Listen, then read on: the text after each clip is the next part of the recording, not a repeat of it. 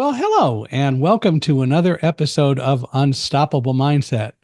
I am your host, Mike Hingson.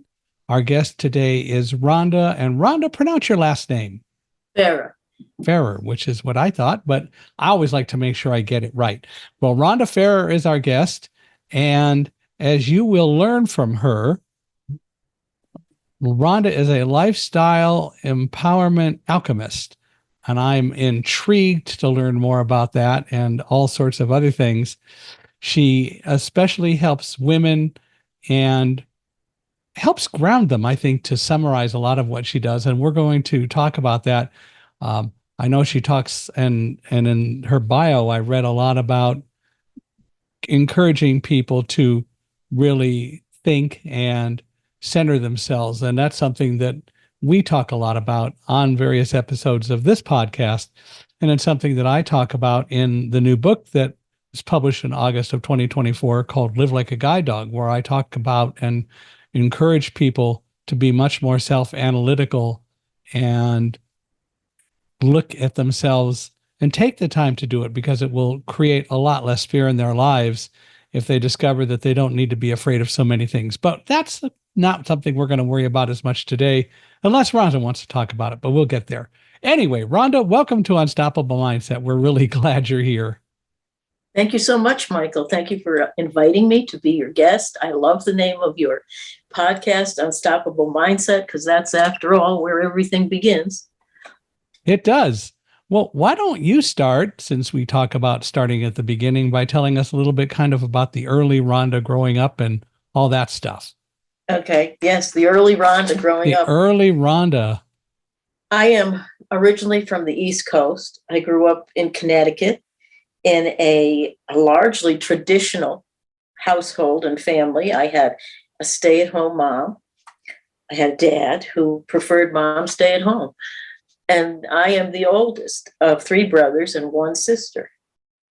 And during that period of time, largely through grade 3, you want to talk about my early days, through grade 3, I lived in an extended family, and many people know what that is. It was my parents, myself, my siblings, grandparents, at least one set at a time, aunts, one uncle, and great aunts. And it was all under one roof. So there was a lot of love and there was a lot of discipline all at the same time.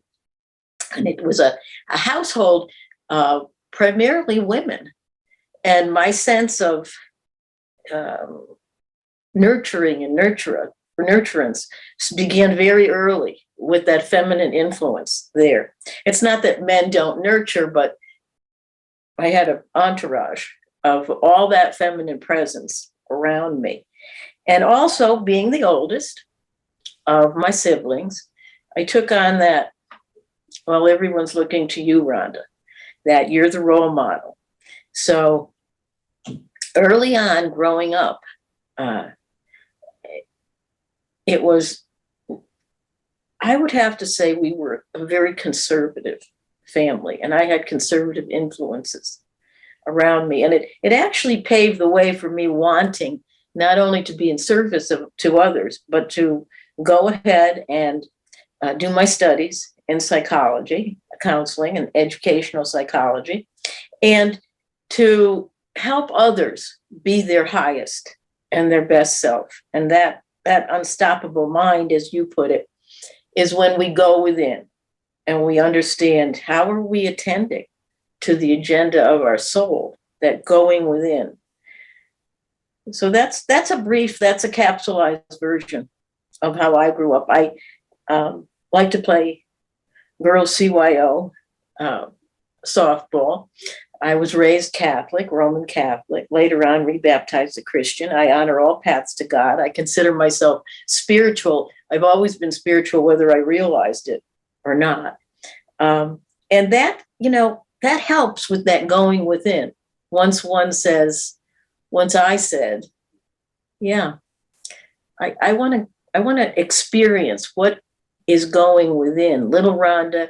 And as I grew into an adult, and I got better at it. Let's put it that way. I got better at going within. Well, yeah. And I think that's important. And I think that development of the brain is something that more people ought to do, and don't do nearly as much as they should. Live Like a Guide Dog is all about learning to control fear. Because when I was in the World Trade Center and we had the emergency that we did on September 11th, although I had plenty of fear, fear did not overwhelm, or as I put it, blind me. I used it as a powerful tool to help me focus. And the reason all that happened, as I really figured out many, many years later, and then started to write about it um, in the era of the pandemic, was that I developed a mindset. I knew what to do because I researched what to do. It wasn't a matter of reading signs. Oh, I can read these signs. That'll tell me what to do. That works until it doesn't. And it's not nearly the same as knowledge. And so I learned what to do. I talked to the Port Authority police, the fire department, emergency preparedness people, and learned everything that I could about what was occurring, or what could occur in an emergency and what to do in an emergency, and did it enough that it became a mindset for me, so that when it actually happened, although we never thought that it would, when it did, I was able to function because I had conducted a lot of self-analysis and thought about, what do I do in this kind of situation, and realized I know what to do. Yeah, it's always possible the building could have just come down around us, and then where would we be? Well, we wouldn't be here talking about it probably anyway. But knowing what to do was the issue. And we selectively or collectively as a society tend not to do that. We think we can just read signs, or, well, if it happens, it happens. But we don't think about that. But we think about so many other things. My gosh, what if one politician gets elected? What if another politician gets elected? What if any number of things happen? What if I go to the store and I get robbed, and all sorts of things that we don't have any real control over? And we create so much fear because we don't just focus on the things that we can control and leave the rest alone. And I think that is probably something that leans right into a lot of the things that you talk about. Yes, and you make an excellent point, because there's a point where we need to depend on what's going on within us. We can't depend on the government. We can't depend on the economy. We can't depend on the healthcare system, the pharmaceutical system. We need to listen to our intuitive self, to our authentic self from within. And sure, I've been scared. Sure. I've been scared a lot with stuff that happened within my own life. However, I wasn't paralyzed by fear. I didn't react. I responded. And that's really important for people to consider. We have so many questions, and especially now in these times, we're in uncertain times. We're in a mess, basically. Yeah. But the mess is here for us to learn, to grow, and to move forward with that power from within us. I call it our authentic power from within. And we all have it. It's the power to thrive and not merely survive. Yeah. And we all have the power to work together and to create harmony if we would but do it. Right. If we choose to. Yeah, it is a choice. But make no mistake, it is a choice. And we can do it if we wanted to. And it would be so much more amazing how well people would get along and how much more we would accomplish if we did that. That's absolutely correct, Michael. Oftentimes we get caught up in what is different within us. What are our differences? How about, let's talk about how are we so similar? Right. And that's where the strength comes in. That's where the power of numbers come in with that strength, with that power. Agreed. So you grew up, and did you go to college? I did.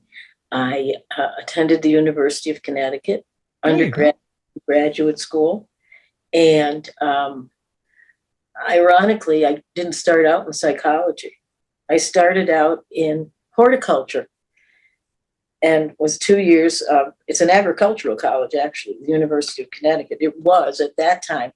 Now it's in the top 25 in the United States. And I enjoyed school. I enjoyed college immensely. And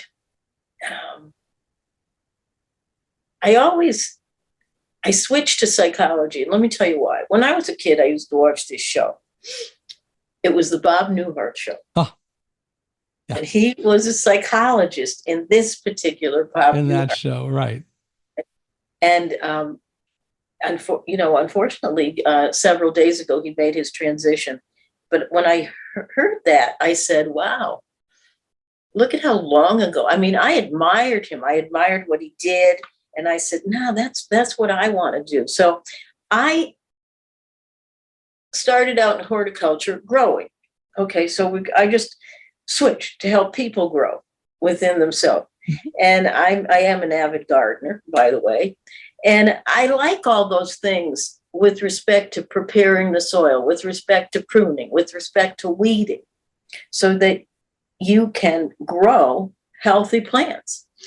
And I'm a big advocate in growing where we are planted. We always have something to learn, regardless of situation, circumstance, or happenstance. There's always something to learn wherever we're being planted. And there are no accidents, in my opinion, no coincidence, no happenstance. And we call everything forward into our lives to do just that, to grow where we are planted, to experience joy, to experience sorrow. And a lot of times when we experience sorrow, if we would really stop and think about it, we might find it's not as bad as we think too. Correct. But that happens. And it's a growth era and a growth thing to deal with. Yes. Yeah, absolutely. And, that paved the way in psychology for me to become what I call a lifestyle empowerment alchemist, a coach, author, and a speaker. And alchemy, believe me, I am no left brain person. Alchemy is the precursor to chemistry. I never took chemistry. I opted for, I think it was environmental science. I was safe. When there was a science requirement, I was good with that. But alchemy is indeed the precursor to chemistry, and it's the transmutation of one substance into another. So I learned by my own situations and circumstances. I have plenty of credentials, but my biggest credentials are that I came out on the good side, I'll say, on the positive side, on the empowered side of some not so good situations and circumstances in my life. So that's why I refer to myself as an alchemist, and I am dedicated to awakening those who choose to be awakened, to opening their hearts, their minds, and most especially their spirit within them, so that they can live their best life ever. So in your case, you do change things. What were some of the maybe negative things that you had to work through that caused you to decide that you were truly an empowerment alchemist, a lifestyle empowerment alchemist? Nothing is negative unless you think. What challenges? Yes, the challenges, the struggles, the adversity. Okay. 6 years in a woman's federal prison camp, breast cancer, several divorces, financial ruin was thrown in there. And it was like, wow, this is the not so good stuff that's happening. And it took me a while to understand. I called all this forward. I called all this forward for all the reasons why, whether it was poor choices, especially in the case of prison camp, called it forward to learn lessons and to actually be in a major timeout, because it began there that I began to realize my biggest struggle and challenge was I didn't know myself. I'd lost my sense of self. I was in there somewhere, but I had lost my sense of self, and I needed to be literally extricated, separated from all that was familiar to me, so I could do something about that. Yeah. How long ago was that you were in the prison camp? would have been, actually, I was there when 9/11 hit. Okay. So it's There a 9 while. so oh yeah, it's been a while. And I began that prison term of being of service to others as well as myself, service set loosely, um, in 20 in 2000 and 2000, yeah, Okay. in 2000. And when 9/11 hit, I wasn't in a place where it was, bars and razor wire or any of that. But when 9/11 hit, I know my family and other people that I knew were saying, she's probably in the safest place she can be. Yeah. And I said, wow, this is actually happening. And I remember that happening. I remember I was actually part of a work cadre. I was teaching wellness classes as well to my fella inmates, 300 women. And that came a little later. But I was part of a work cadre that went to the Presidio 5 days a week. 5 of us, 5 women. And we did gardening. We did organization within, let's say, the warden's house that was up there on the Presidio.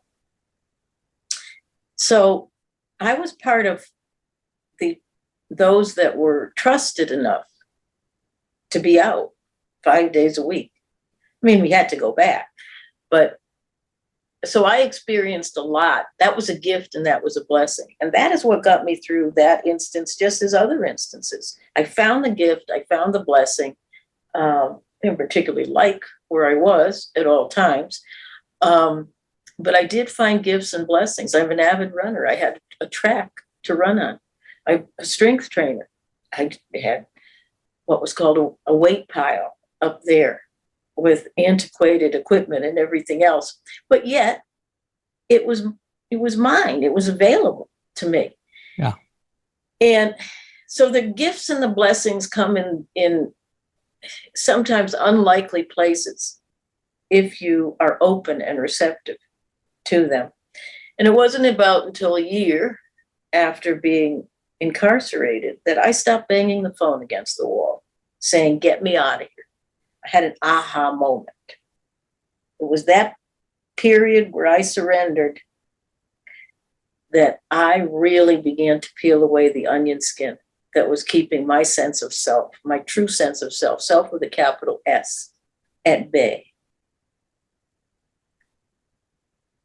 So you, as you said, started peeling back the onion and went on clearly what was a journey of self-discovery. Absolutely. And you began to realize, and I put it in quotes, I made these choices and I'm the one that can fix it in the long run. In the long run, right. Yeah. But in the short run, I was learning more about myself than I ever imagined. Yeah. Because I was separated from all those things that were my comfort zone. I was definitely out of my comfort zone, which is where our life really begins, when you're out of your comfort zone. Yeah. And in so many ways. And of course, that's the whole point, that we get so comfortable in our comfort zone that we never really do look beyond it. And that's a problem, because life is all about so many things that we choose not to explore that would be so beneficial if we did. Yes, absolutely. And I was pivoted right back into being of service to others. Okay. By teaching wellness classes and by, there was a camaraderie. It was like, and women would say, well, what should I do in this situation? I said, I think you should take this time, because you have this time, literally time, to explore from within. A lot of women that want to lose weight. They want to have a better body image and otherwise.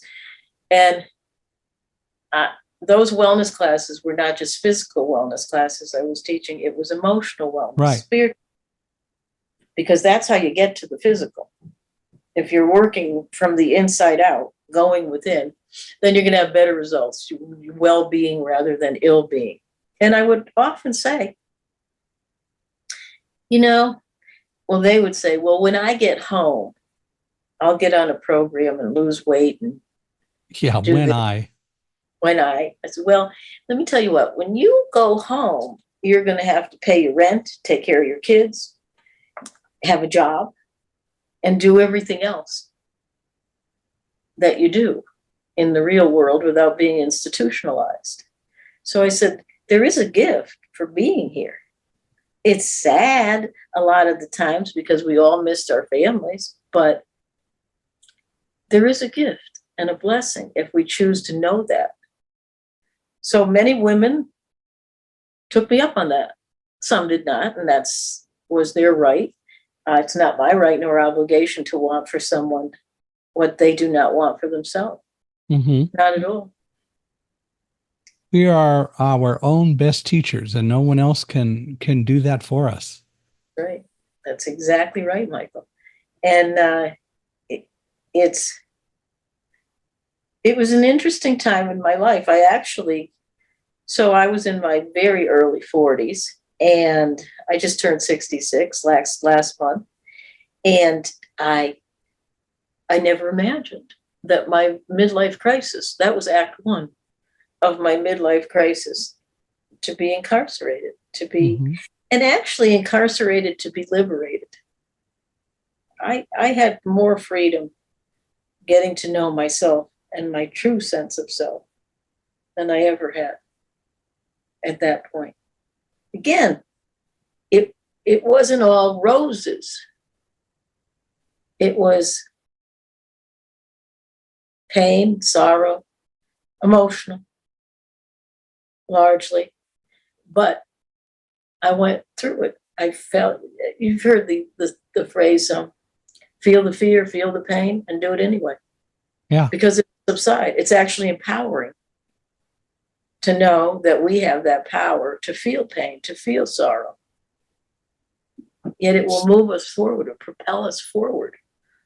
So was that time in prison for you kind of the end of Act One and then the transition to Act Two? Well, that was Act One of my midlife crisis. Oh, that's true of your midlife crisis. That's true. My midlife crisis. That was that. But it was so surreal to me. I've never had a parking ticket or a speeding violation. And it was like, wow, what is this? So hard lessons when you do not trust your intuition, when you make poor choices, when you try to please people. Just remember, you will not come out on the best side of things, but you must go where you need to go to learn what you need to learn. Yeah.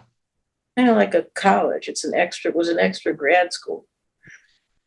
Well, and you said something very interesting, because in reality, if you trust your intuition and you really work and develop that, it will help you avoid things that otherwise you might not be able to avoid. But we don't tend to do that. And my favorite example of that is the game Trivial Pursuit. How often do you play that game and someone asks the question and you think, I know the answer, and then you go, no, that can't be the right answer, and it turns out it was the right answer and you should have answered with it. But it happens so often in so many ways with so many things. Yes. So, I took the best of a not so good situation, and it was all right. It served me. It served me to empower me so that I could have that, like that was a notch in my belt to let people understand that I could understand what they're going through. Because I was there. So what happened when that time was over? So I was teaching wellness classes there, and I was supposed to be released in April of 2005. and it got delayed Hmm. until I believe it was July of that year. And for 11 months, I knew I had a lump on my breast, and I did nothing about it but go within. Meditation, prayer. I was not going to subject myself to the Bureau of Prisons medical. And I took a risk, sure, but I went within. And the intuition said, okay, you're going to be all right. I call it my godling self, not my mere earthling self. I didn't run around in this chaotic tone and in every area of my life and say, oh my God, I got to do something about this. And no, I knew it, but I knew what I had to do. I had to go within and reinforce that my authentic power would help me get through this. So that act 2 of midlife crisis is now entering in. And I came home. I was living on the Monterey Peninsula, and I had to go to a halfway house for a month or so. When they understood I had a lump on my breast, because I told them, they couldn't wait to get rid of me from the halfway house. So I went home, and I went to my gynecologist. He ordered a biopsy immediately. And in none other than Breast Cancer Awareness Month, October, I was diagnosed with nearly stage 3 breast cancer. And I'm a believer that what happens to us really happens for us. And that period incarceration strengthened me to get through this. And I was scared, but I was not in fear mode. I was not immobilized. And of course, biopsy comes back and everyone's saying, what happened? What was it? And my response has always been, well, it's not the best news, but it's not the worst news. Right. Either. And from that point, I met with my friends would say, we're going to get you another breast. And I go, no, I don't want another breast. I like this one. And I have a nice little war scar right here. And I'm good. I'm good with that. No one has ever complained. So I'm good with all of it because I'm good with it myself. And I got this feeling that I had the best breast guy, they called him, in the United States, Dr. Jeffrey Hyde. And I was scared because I thought, oh my God, I heard about chemotherapy, surgery, radiation. And he said something to me that surprised me from within, the Rhonda inside. He said, this can be chemically treated. And I said, what? And I was happy that it could be chemically treated, okay? So, I mean, that meant chemotherapy. I was happy, but I was like, how could this be? I'm an athlete. I take care of myself.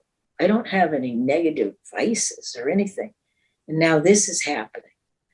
And the incidents, so here I am, the nurturer, okay? I nourish others now. I help them be their highest and best self by taking the adversity as well as the joys and making it work for them if they choose that, finding the gift and the blessing. So here I am, the nurturer, now realizing that incidence of breast cancer in women is due to the fact that women do not nourish or nurture themselves. They're good with everyone else. Okay, they're good at nourishing others. I wasn't nourishing myself.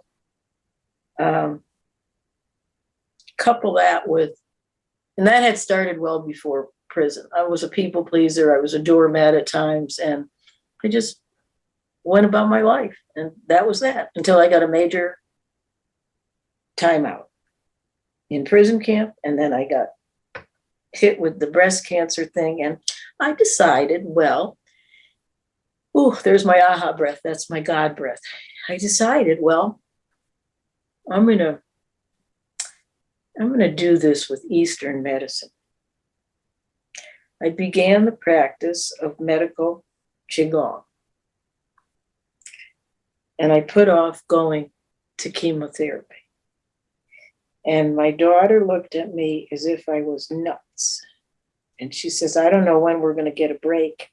And I go, it's going to be okay. Everything's going to be great. Don't worry.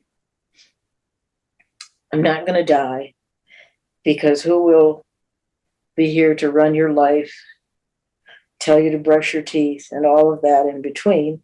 And I mean, I was interjecting some humor into a very serious thing.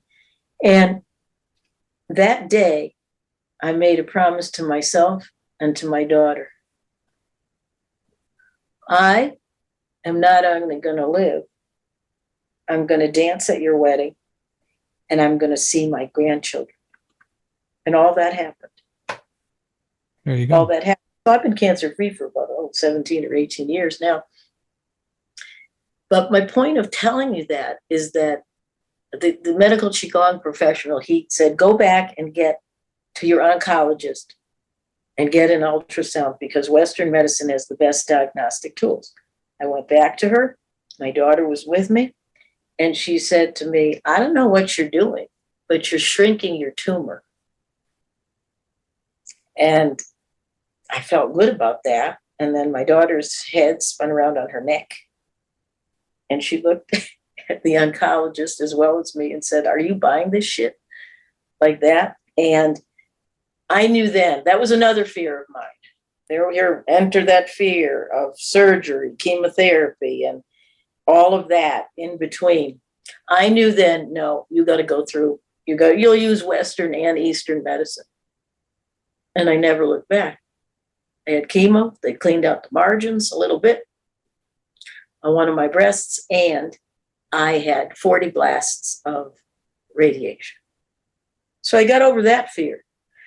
I mean, I'm not a doctor person. I don't like to go to doctors. So I needed to call that forward so that I could understand that I had that power from within me to face even that fear. And once again, I was pivoted right back into being of service to others and doing support groups with women with breast cancer.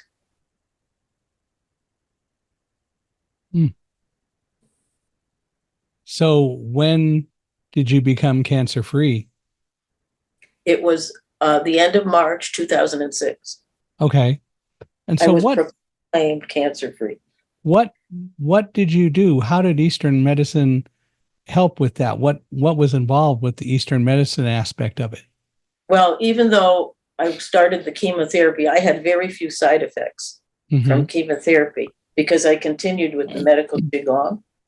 I continued with acupuncture and prayer, chanting. So I had few side effects. I'm a runner. I wasn't running as quickly, but I was moving along with my dog 4 days, sometimes 5 out of the week. And I was very diligent on Thursdays at 11 o'clock. That was my chemotherapy. So I combined them, but I was glad I combined them, and I was glad I faced that fear of, oh my goodness, I need to do this stuff that I don't like to do. So I could have become a victim and said, oh, poor me. We would probably not be having this conversation right now, because it's a little over 35% of women with breast cancer never make it.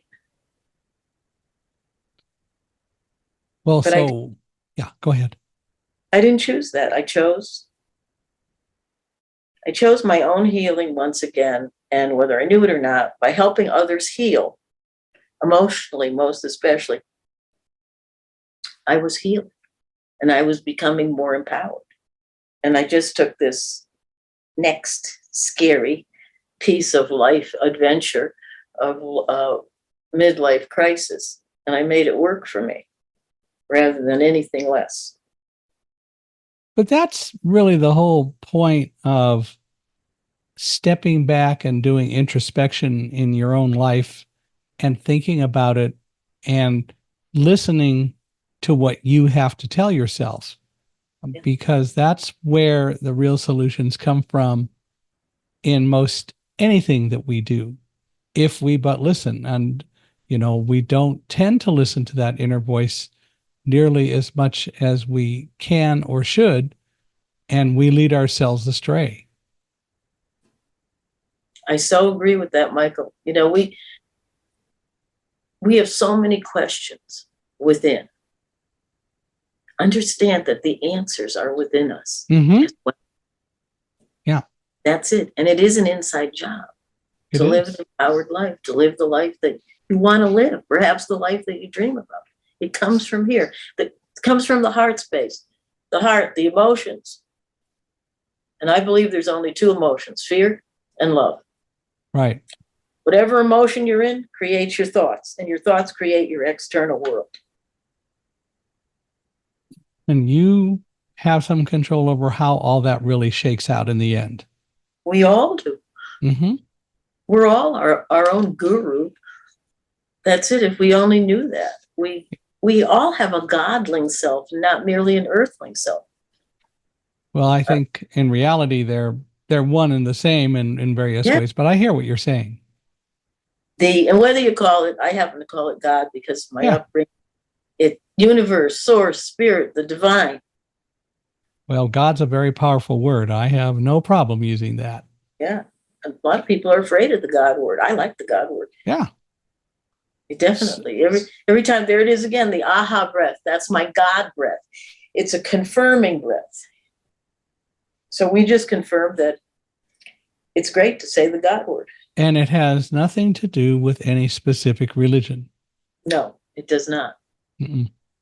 So what happened after Act 2 in your midlife crisis world?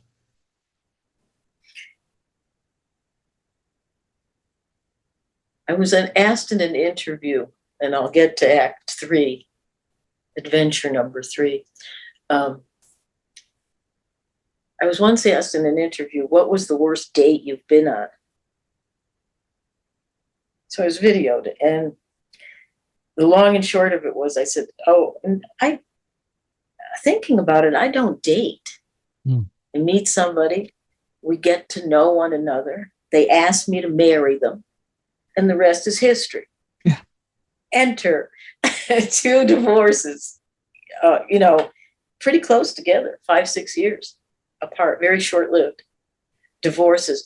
And I'll tell you what, prison prepared me for breast cancer, and prison and breast cancer together prepared me for, a lot of people don't think prison or breast cancer would be worse than divorce. It wasn't the divorce, it was the betrayal. Mm-hmm. It was the trusting of someone and then like being sideswiped. That was it. Sideswiped. And lots of tears. I always say, wherever I was, tears and laughter are signs of growth. If one is not laughing or crying, weeping, then you're not growing. And growth is essential. If you're going to be your highest, best self, if you're going to be your empowered self. So the first one was ugly. The second one was ugly. But I know I have a formula for living an empowered life. And boy, did I use it. My formula, because after all, I am an alchemist, is gratitude plus forgiveness equals living the life that you want to live. So I was grateful for meeting these people because they taught me again about myself. Mm-hmm. I was settling, no disrespect to whomever I was married to, but I was settling because, well, I don't want to be alone and maybe no one else will come and blah, blah, blah. I mean, I went through these gyrations. I'm no stranger to feeling that way. And I'm very vulnerable. I think you know that by now.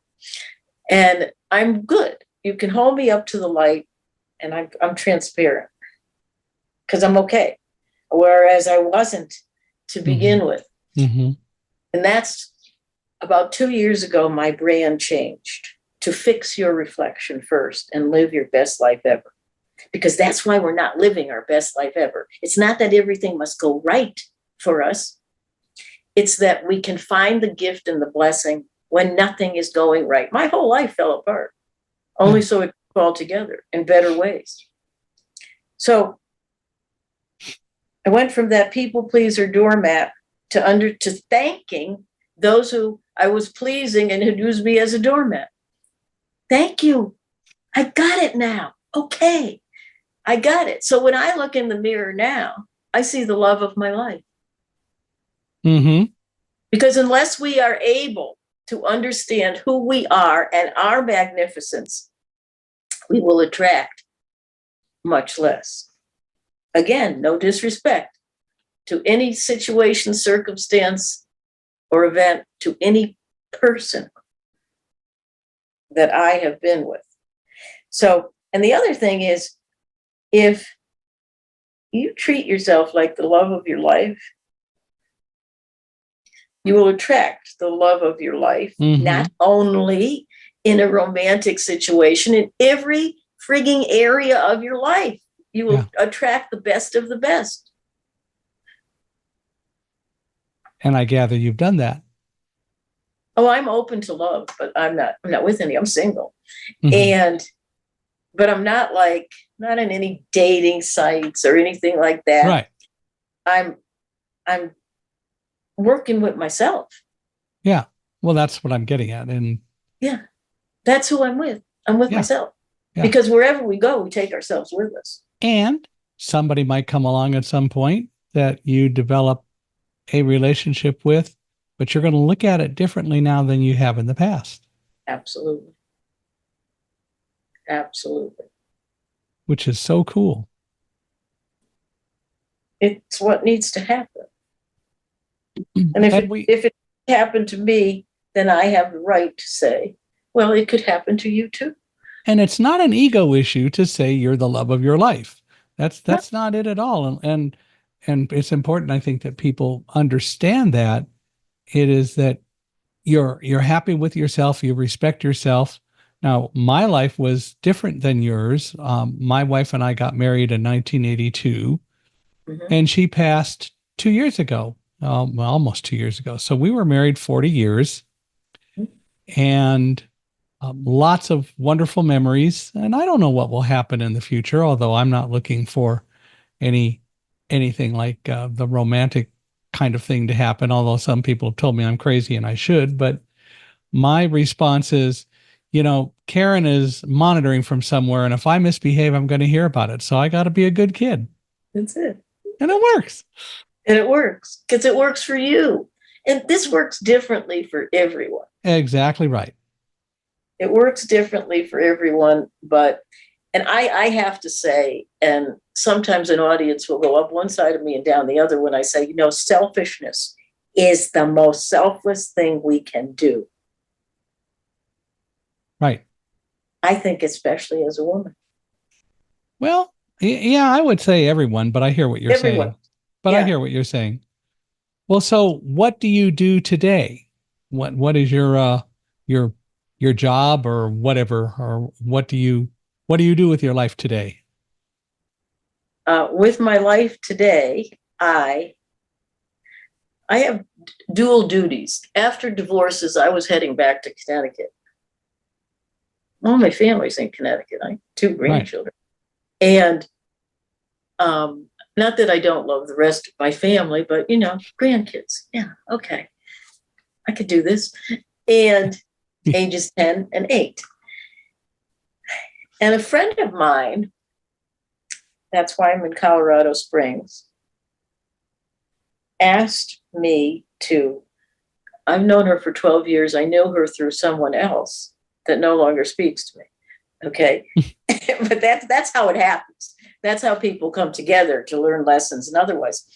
And she said to me, I need you to make a pit stop here.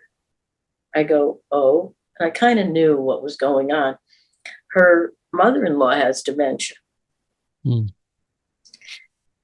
And she's totally ambulatory, and she's high functioning, but as I'm in there somewhere, wherever I was, she's in there somewhere. So I came, I met the woman, and my friend said, "Can you give us a year?" A year? You want me to stay here for a year? Grow where you're planted. This is my point of telling you this, and this is why I do what I do. I have another, growing where I'm planted. So she said, "Can you give us a year?" I said, "What?" "It'll be 3 years, the beginning of October." I'm feeling that this woman and I will make our exit together because I'm feeling I'm supposed to be here on one direction or dimension. Now, I still do plenty of interviews. I have my own radio, television show on Transformation Network, which I'm inviting you to be on, and you'll hear from me on that. Let me know. Oh, yeah. And I'm catering to several clients. You know, everything is Zoom these days. Yeah. Which is fine. That's fine with me. So that's what I do. I'm in the process of writing. I've written 3 ebooks, a contributing author to 3 ebooks, and I'm writing a book from PTA to prison, my journey in transformation. Mm. Now, that was just a part of it, but that was the beginning. Right. My journey in transformation. We're never too old for transformation. No. I would often joke and say, you know, Moses, he was transformed. He didn't think he could do anything major. That was his mistake. And he did the greatest thing in his late 70s. Yeah. The greatest thing for him. And the interesting part is mirror work is nothing new. And I go to the mirror every morning and at night sometimes as well. And lots of things developed after I changed my brand to fix your reflection first and live your best life ever.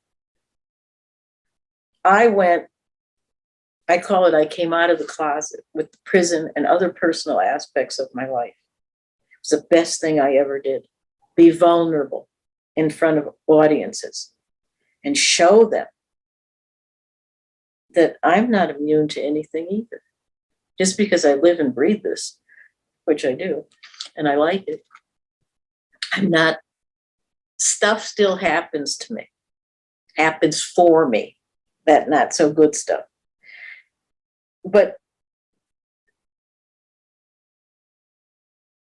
so what I'm doing now is I'm continuing to transmute myself so that I can be of better service to others.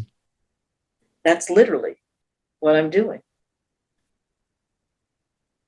One of the things that I love to say, and it fits right in with what you're discussing, is when I have the honor of doing these podcast episodes, if I'm not learning as much as or more than anyone listening or whoever to the podcast, then I'm not doing my job. And I think that that's an absolute part of it. We all need to learn and transform. Mm-hmm. And I look for the opportunities that come along where people may say something like you've said a number of things that make perfect sense.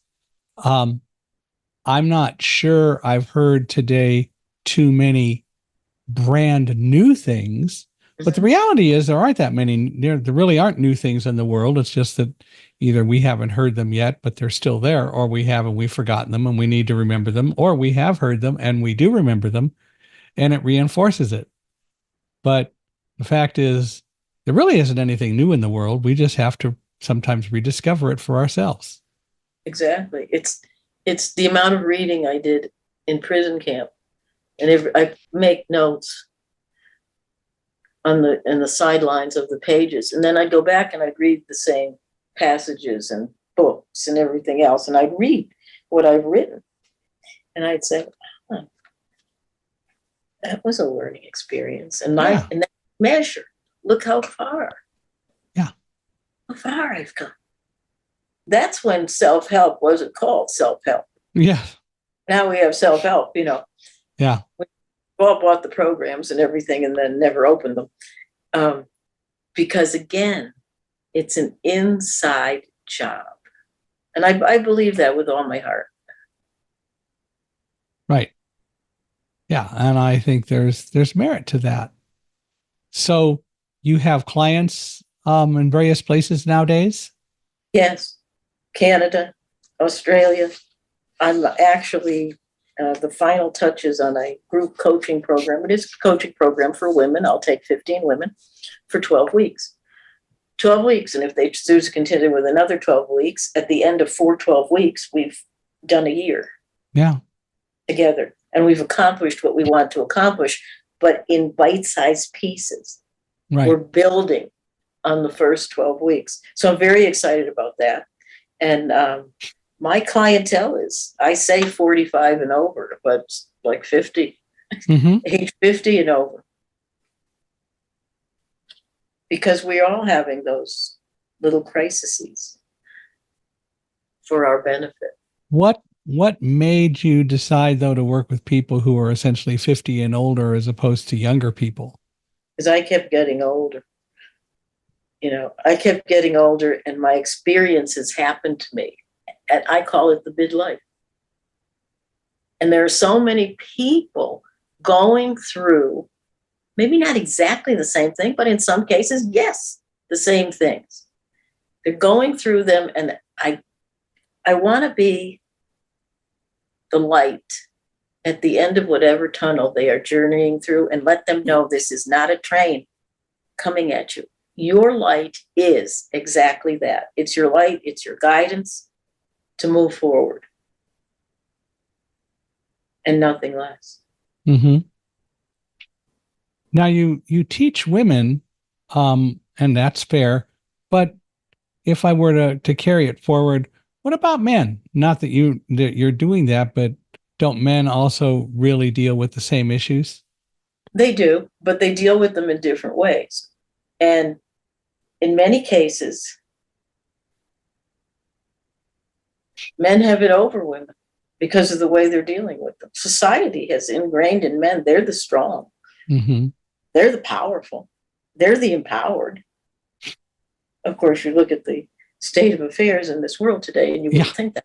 Well, yeah, and that's, of course, that's the problem, is that it's great to be the powerful and the empowered and so on, but if you will, you let it go to your head and you're not listening anymore. Right. What I believe is that's exactly true. If you're not listening to your intuitive self from within, you're doing a number on yourself with that whole mindset thing. Yeah. If you think you can, you're right. If you think you can't, you're right as well. You're right as well. So I have just had more women approach. I've had more women approach me. They kind of assimilate with me and who I am. Yeah. I'm mom, I'm the grandmother, and I'm the sister, the oldest. And I'm in this gig called counseling. Now, when I was a psychotherapist, I turned it right around. In 2005, a couple of things happened. I was released from prison. By the way, my sentence was expunged shortly after that. Oh.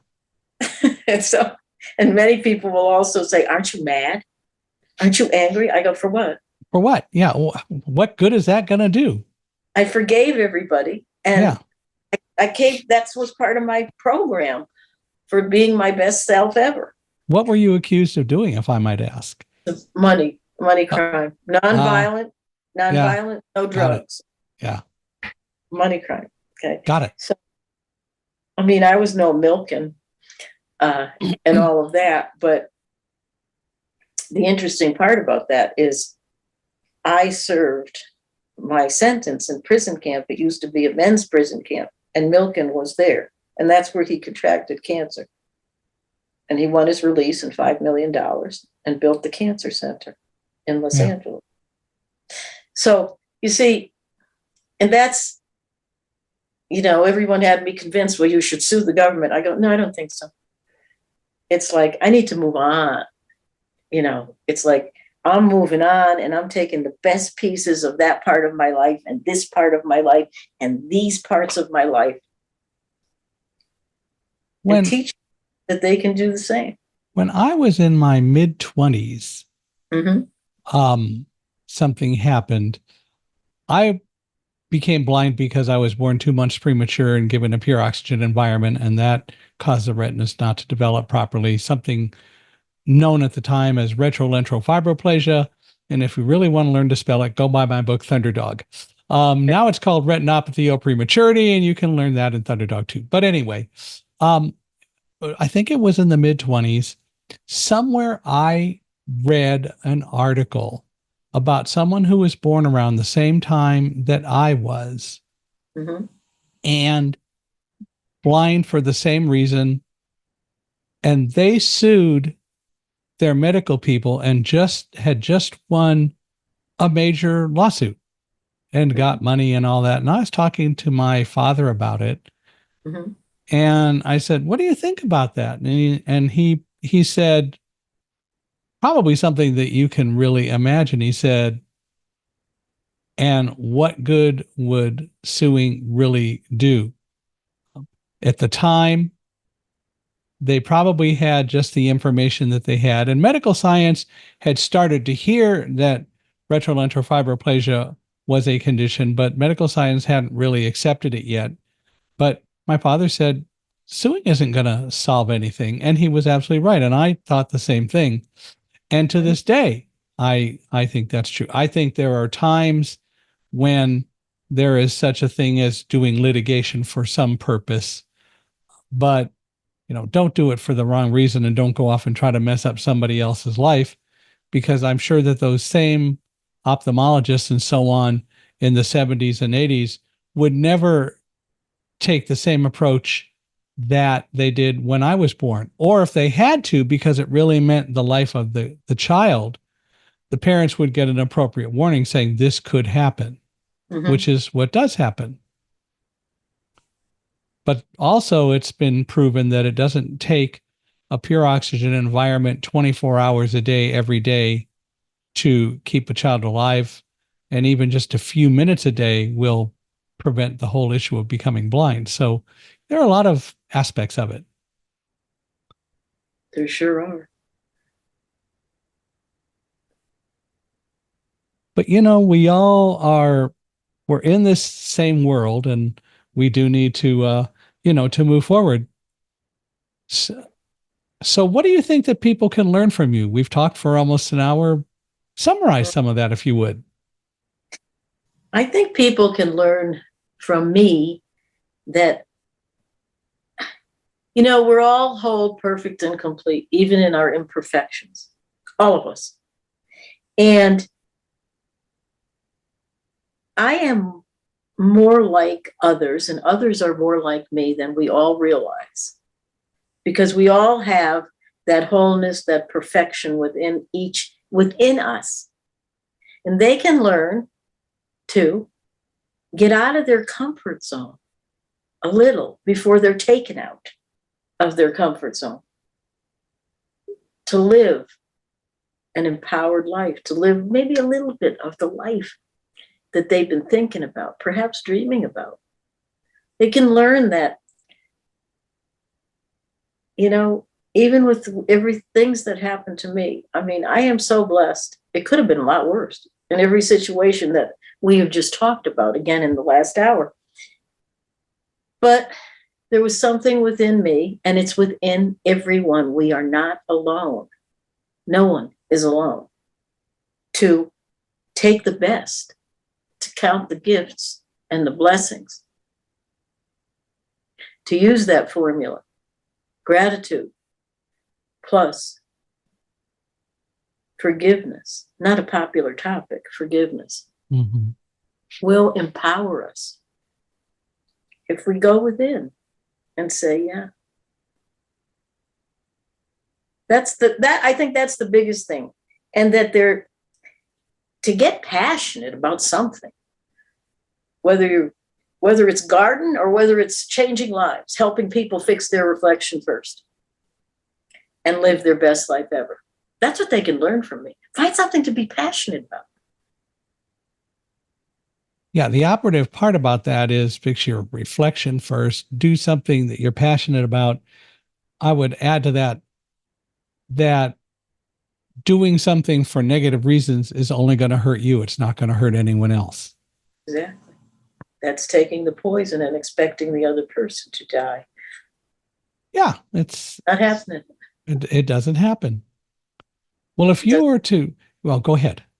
No, ask me. I want you to ask me another question now. Do you have a particular one you want me to ask you? No. Oh, just checking.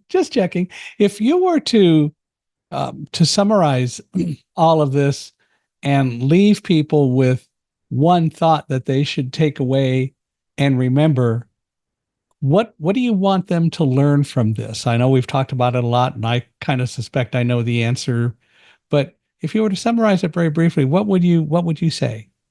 Very briefly, I would say, once again, you're not alone.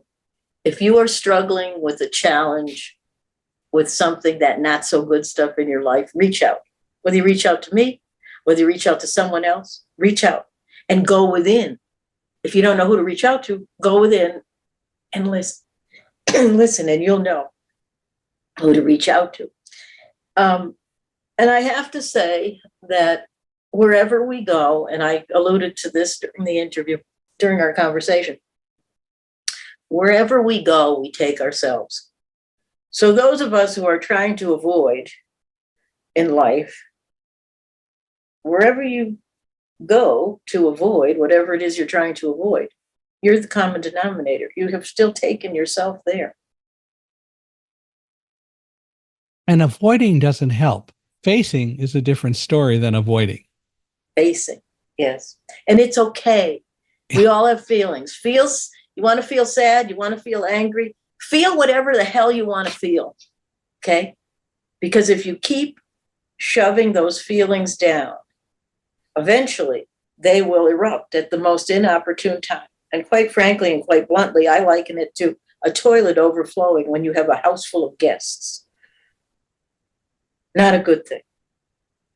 Yeah. And finally, I'm inviting our audience to treat life as if it were ice cream and enjoy it before it melts. I believe life is an adventure. We should all partake of it and not hide. We may not and shouldn't all do it exactly the same way. Everyone has got their own way of doing it, but enjoy it, as you said, especially before it melts. Okay. Well, Rhonda, if people want to reach out to you, and I hope people will, and you may get some guys who email you, but how do people get a hold of you? I would welcome any questions. I love to hear what is on the heart and minds of others. And you can get a hold of me at Rhonda, RHONDA, at helpmerhondanow.com. Rhonda at helpmerhondanow.com. And as I said earlier, we know what musical groups you grew up with. Yes, we do. But Rhonda at helpmerhondanow.com. And I hope people will reach out and seek the wisdom that you are providing and the knowledge that you have to offer. What a wonderful treasure trove of information and knowledge you are and you have. And I hope people will take advantage of that. Thank you. Thank you, Michael. Well, I want to thank you for being here, and I want to thank all of you for listening and watching us today. We really value it. I would really like to hear from you. I want to hear what your thoughts are about today. Please email me, whoever you are, wherever you are. You can reach me at michaelhi@accessibe.com. That's michaelhi @accessibe.com. Or go to our podcast page, www.michaelhingson.com/podcast.